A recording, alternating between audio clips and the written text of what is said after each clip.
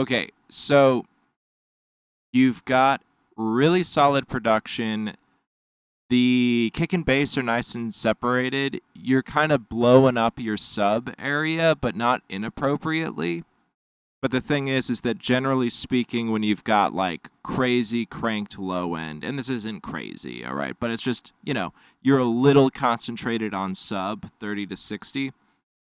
What you're gonna hear on a lot of tracks that are very, very sub focused is a healthy bump on the top end as well, smiley facing it. So this does come off a little bit dull.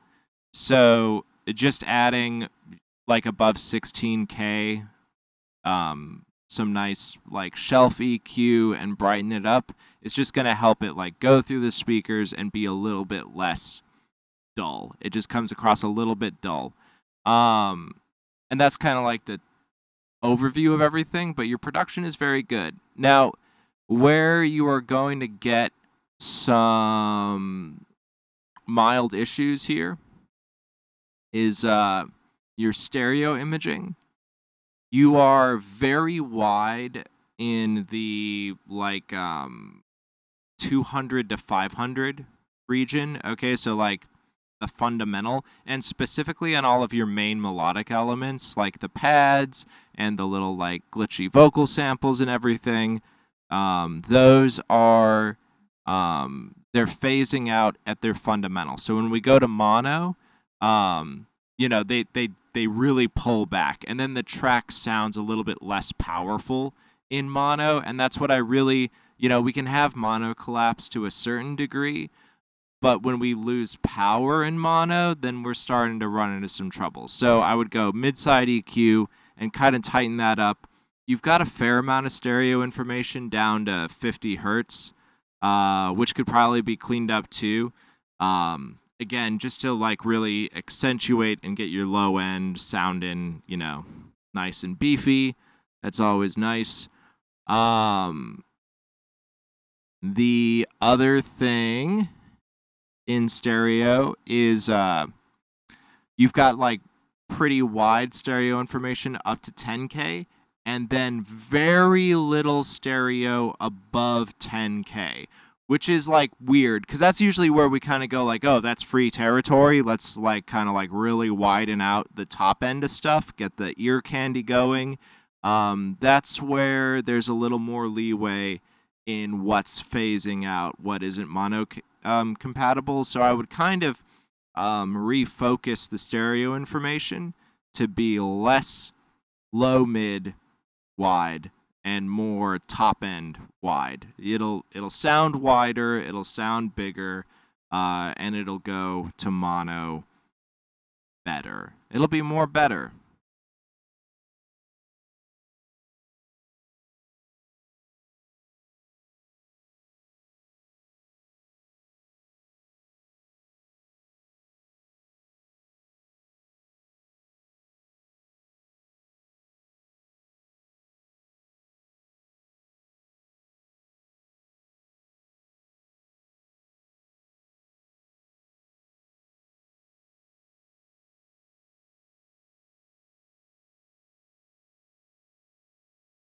No, it's all good.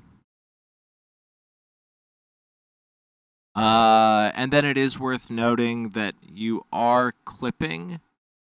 It's not too loud, but you probably would want to use a slightly better limiter.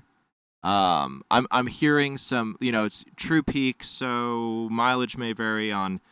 Sometimes you can clip and it's fine, but I am hearing like a little bit of audible clipping every now and then just dialing in like a, like L2 or something.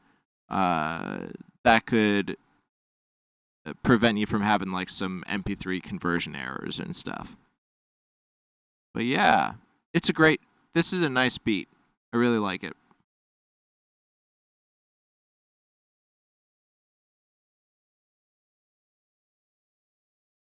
Okay, this is another really nice track. Very similar kind of mix issues, which is good. Okay, so you're a little wide in stereo. You got to be checking your mono and making sure that you're cool with it. We're losing like a lot of like the flavor keyboards are disappearing in mono, and again, it's a little bit weighted towards the fundamental of the instruments and not really up top where we can get away with more. This is less dull than the other track, but it's still a little dull. All right. The thing is your snare is really I really like the snare. It's very aggressive at like 6K, 6 to 7K. All right. So it's going to take your head off a little bit. I would tame that.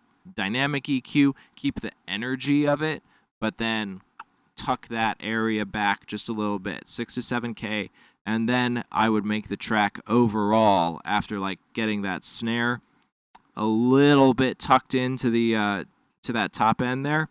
Then I would raise the top end as a whole on the entire track, just a little. But again, consistency is good, so that's great. I do like what you're doing. It's good. Here's what's up. This is a vocal performance is very good. Musical ideas are very good.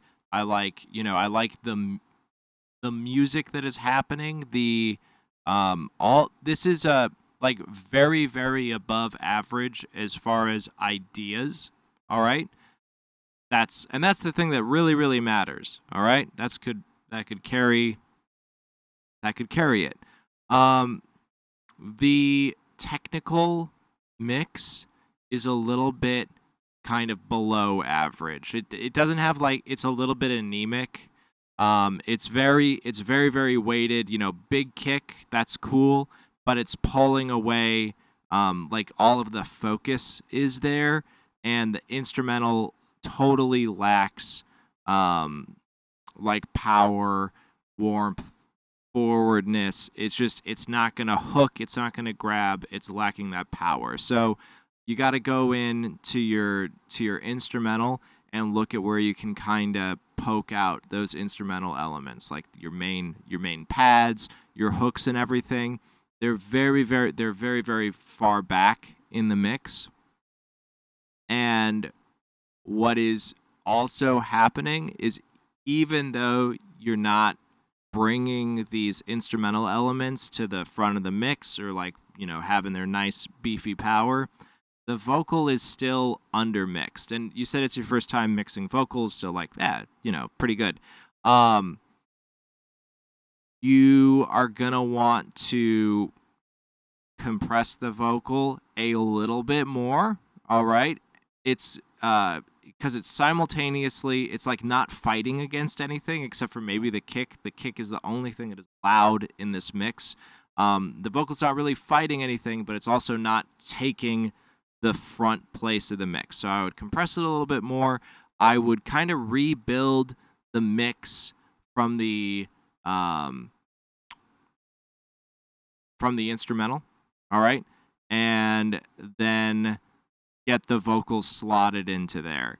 So you're going to want to find where the nice, powerful points of the instrumental are. Your keys, your pads, your hooks, everything. And then carve out a little bit of space for the vocal. Maybe use a dynamic sidechain EQ with Tokyo Don Nova is free, where you can have the vocal key like 500 to 2K, and then the vocal will duck that, and then it'll let it go. There are things to look at on that. But yeah, start with getting the instrumental more defined, and then you're going to have to mix the vocal to a more defined instrumental. All right? And then this is also like very like quiet, especially for the genre. So Where I'm concerned is if this is like, if you have a limiter on it, great.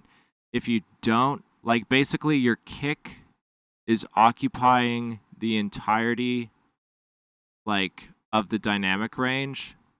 Kick, instrumental, kick, kick, kick, kick, kick, kick, kick. You know, look at all these kicks. It's so, that's what's pinning your mix. And then you're going to run into this thing where bringing, like, compressing this to the point where you're going to get the instrumental and the mix as a whole loud enough, you're going to have to be chopping off all of your kick. All right? So you're going to, in order for this to be, like, super loud, you're going to have to fuck up your kick. So you're going to need to bring the kick into the mix a little bit more, and then focus on making it work and sound powerful in the mix with EQ rather than just pure volume.